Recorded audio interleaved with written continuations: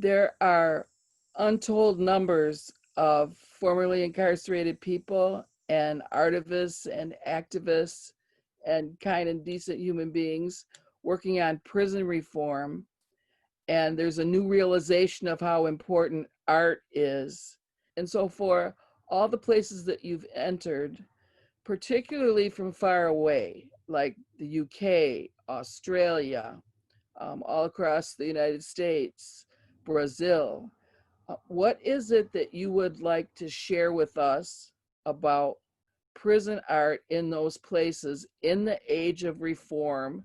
And how can reformers see that as a way to change systems and change ideology and touch people's hearts? I saw such incredible theater work everywhere that I went in the world. One of the things I really want people to know in reading this book is that incarcerated people are not only surviving, but making incredible performances during a time of injustice and deprivation in their lives. People in prison are suffering inordinately, and yet they still manage to bring their artistic gifts to the world and to share them with the rest of us. I think that people who run prisons need to see that arts programming not only helps people to engage with the rest of the world, to rethink their identities, and to connect with their families, but it also helps the prison itself become a place that's not all about punishment.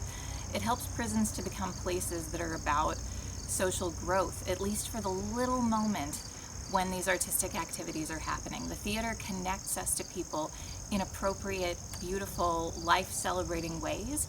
And if we want people to be safer, both in prisons and in society at large, they need to be engaged with others. They need to be doing exercises in empathy and connection, as all of us do. That's why the arts are good for everybody.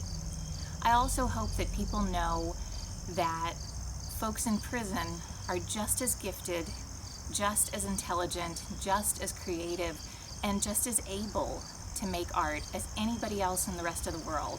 And those of us who work in more professional theater arenas, who actually get paid to make theater in the free world, have a lot to learn from people in prison about what theater is and can do.